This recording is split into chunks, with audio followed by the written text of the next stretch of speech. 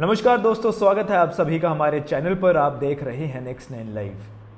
तो आज की मेरी जो ये स्टोरी है ये काफ़ी ज़्यादा इंटरेस्टिंग है। ये खबर सुन के आप भी हैरान रह जाएंगे। आज मैं एक ऐसी एक्ट्रेस और सिंगर के बारे में बात करने जा रहा हूँ जिनकी उम्र 40 के आसपास हो चुकी है, लेकिन इसके बावजूद वे अपनी ज़िंदगी का कोई भी डिसीजन खुद नहीं ले सकती हैं। उनकी ज़िंदगी के सारे डिसीजन उनके पिता, उनके जो फादर हैं, वो लेते हैं। इसके बावजूद कि इस सेलिब्रिटी ने अपने लिए 450 से 500 करोड़ की संपत्ति बना ली है, लेकिन फिर भी वो इन पैसों का इस्तेमाल अपने पिता की मर्जी के बिना नहीं कर सकते हैं। ऐसा क्यों है और क्या है ये पूरी कहानी, आइए जानते हैं आज की हमारी स्पेशल रिपोर्ट में। वीडियो को शुरू करने से पहले आप सभी से दरख्वास्त करूंगा कि अगर आप चैनल पर नए हैं तो चैनल को सब्सक्राइब जरूर कर दीजिएगा। इसके अलावा ये वीडियो अच्छी लगे तो इसे लाइक करना भी नहीं भूलिएगा। आइए शुरू करते हैं। चलिए दोस्तों, आज की हमारी स्पेशल रिपोर्ट में मैं आपसे बात करूंगा एक ऐसी सेलिब्रिटी के बारे में जो इंडियन तो नहीं है लेकिन फिर भी काफ़ी मशहूर है। आप में से कई लोगों ने इनका नाम ज़रूर सुना होगा। इनके गाने काफ़ी ज़्यादा मशहूर होते हैं, पूरी दुनिया में इनके गाने सुने जाते थे। मैं बात कर रहा हूँ हॉलीवुड सिंगर और सेलिब्रिटी ब्रिटनी स्पीयर्स के बारे में। पिछले कुछ दिनों से ब्रिटनी स्पीयर्स अपने पिता के साथ कानूनी झगड़े को लेकर काफ़ी सुर्खियों में है। आज मैं आपको इस वीडियो में बताऊंगा कि क्यों वे अपने पिता पर ही कानून दर्ज कर चुकी हैं और उनके पिता के साथ उनकी क्या लड़ाई है। ये काफ़ी इंटरेस्टिंग है, आप भी जान के हैरान होंगे। ब्रिटनी अब अपने पिता जेमी के संरक्षण से मुक्त होने के लिए अदालत पहुंच चुकी हैं। आपको बता दें कि पिता के संरक्षण से मुक्त होने के लिए ब्रिटनी ने हाल ही में कई बयान दिए हैं, लेकिन बावजूद इसके उन्हें मुक्ति नहीं मिल पाई है। ब्रिटनी स्पीयर्स कोई छोटी लड़की नहीं है, वे काफ़ी बड़ी हो चुकी हैं, लेकिन इसके बावजूद उनके राइट्स हैं वो काफ़ी हद तक उनके पिता के हाथ में है। आपको बता दें कि कोर्ट ने ब्रिटनी को इस मामले में अपना वकील चुनने का अधिकार दे दिया है।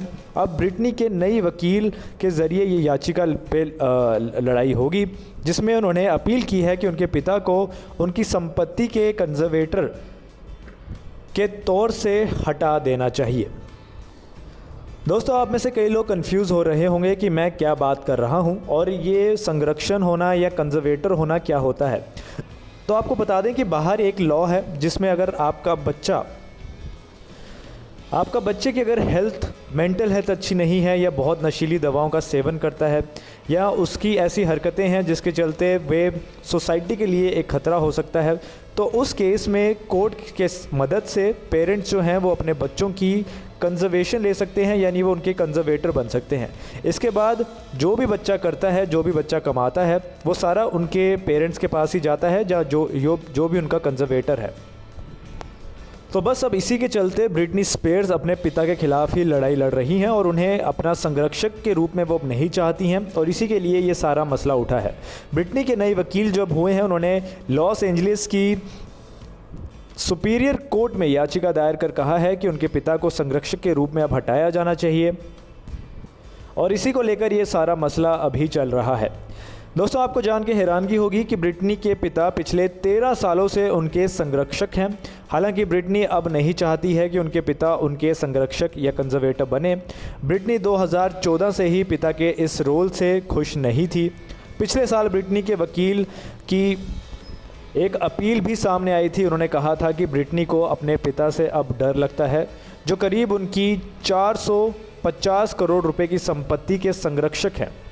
ब्रिटनी के मुताबिक उनके पिता की करियर और ज़िंदगी से जुड़े सारे फैसले वही लेते हैं, जबकि ब्रिटनी चाहती है कि वे अपनी ज़िंदगी के फैसले खुद लें। हालांकि क्योंकि उनके पिता उनके संरक्षक हैं, वो भी कानूनी तौर पर, इसलिए उनकी संपत्ति से लेकर उनकी लाइफ के डिसीजन उनके पिता ही लेते रहे हैं। ब्रिटनी ने कोर्ट में कहा था कि उनके इस अपमानजनक संरक्षक को ख़त्म किया जाना चाहिए और उन्हें अपनी ज़िंदगी को लौटा देना चाहिए, और वो जैसा जीना चाहे वैसा उनको जीने के लिए अलाउड कर देना चाहिए।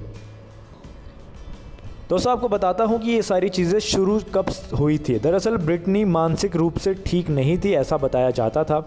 उन्होंने अपनी ज़िंदगी में बहुत छोटी उम्र से ही काफ़ी सक्सेस पा लिया था। उनके पास बहुत ही नेम, फेम, पैसा सब कुछ था बहुत छोटी उम्र में। इसी वजह से बताया जाता है कि वे काफ़ी ज़्यादा नशीले पदार्थों में पड़ गई, नशों में पड़ गई, और इस वजह से कई बार वो अपना मानसिक संतुलन ठीक नहीं रख पाती थी।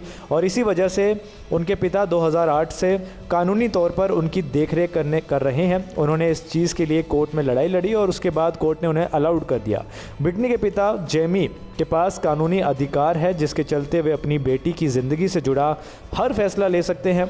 उनके पास ये अधिकार है कि क्या ब्रिटनी करेगी, क्या नहीं करेगी, क्या उसके लिए सही है और क्या उसके लिए गलत है।